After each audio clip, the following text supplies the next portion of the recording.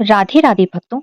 आज के वीडियो में सुनेंगे पवित्र पावन सफला एकादशी व्रत की पौराणिक कथा, जिसको सुनने मात्र से ही लक्ष्मी नारायण भगवान अत्यंत प्रसन्न होते हैं और साधकों पर अपनी कृपा बरसाते हैं।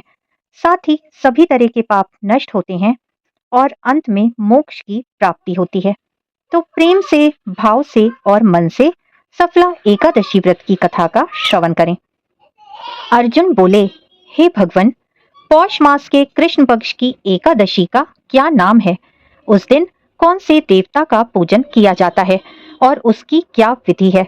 ये सब आप मुझे विस्तार पूर्वक समझाएं।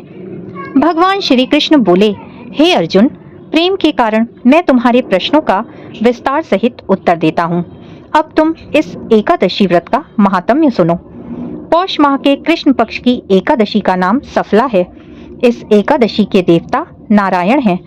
भगवान नारायण को सफला एकादशी के दिन ऋतु के अनुकूल फल अर्पण करें।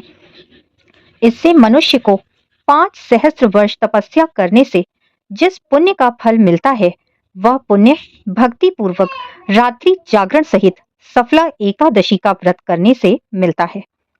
हे अर्जुन, अब तुम सफला एकादशी की कथा ध्यान पूर्वक सुनो। चंपावती नगरी में एक महिषमान नाम का राजा राज्य करता था। उस राजा के 4 पुत्र थे। उन पुत्रों में सबसे बड़ा लुम्पक, राजा नाम का पुत्र, महापापी था। वह हमेशा पर स्त्री गमन तथा वेश्याओं के यहाँ अपने पिता का धन व्यय करता था।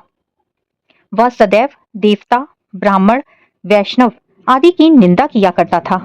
जब उसके पिता को अपने बड़े पुत्र के बारे में ऐसा समाचार प्राप्त हुआ, तब उन्होंने उसको अपने राज्य से निकाल दिया।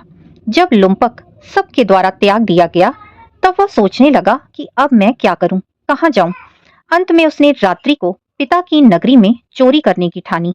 वह दिन में बाहर रहने लगा और रात को अपने पिता की नगरी में जाकर चोरी तथा अन्य बुरे कर्म करने लगा। रात्रि में वह जाकर नगर के निवासियों को मारता और कष्ट देता।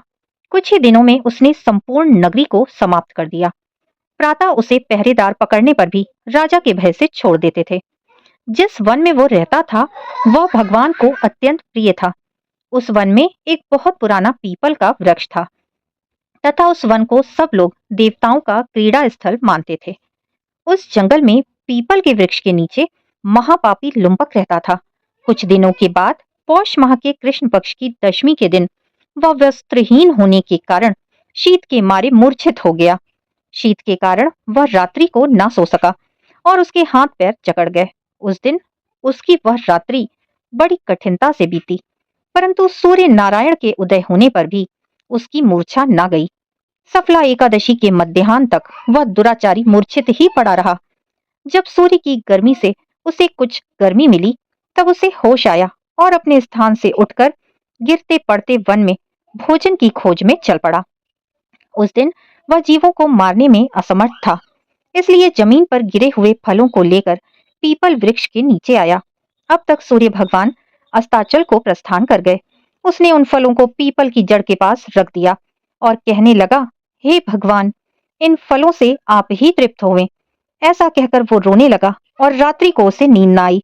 उस महापापी के इस व्रत तथा रात्रि जागरण से भगवान अत्यंत प्रसन्न हुए और उसके समस्त पाप नष्ट हो गए। प्रातःकाल होते ही एक दिव्य रथ अनेकों सुंदर वस्तुओं से सजा हुआ आया और उसके सामने आकर खड़ा हो गया। इसी समय आकाशवाणी हुई कि हे राजपुत्र, भगवान नारायण के प्रभाव से तेरे समस्त पाप नष्ट हो गए हैं। अब तू अपने पिता के पास जाकर राज्य प्राप्त कर। लुम्पक ने जब ऐसी आकाशवाणी सुनी तो वह अत्यंत प्रसन्न हुआ और बोला, हे भगवान, आपकी जय हो। ऐसा कहता हुआ वह सुंदर वस्त्रों को धारण करने लगा और अपने पिता के पास गया। उसने संपूर्ण कथा अपने पिता को कह सुनाई। पिता ने उसको अपना राज्य सौंपकर वन का रास्ता लिया। अब लुम्पक शास्त्रानुसार राज्य करने लगा। उसकी स्त्री, पुत्र आदि भी नारायण भगवान के परम भक्त बन गए। वृद्धावस्था आने पर वह अपने पुत्र को राजगद्दी देकर भगवान का भजन करने के लिए वन में चला गया और अंत में परम पद को प्राप्त हुआ। नारायण भगवान की जय। सफला एकादशी व्रत कथा संपूर्णम। फिर से मिलेंगे मेरे चैनल कृष्णा माखन चोर पर। तब तक के लिए राधे राधे।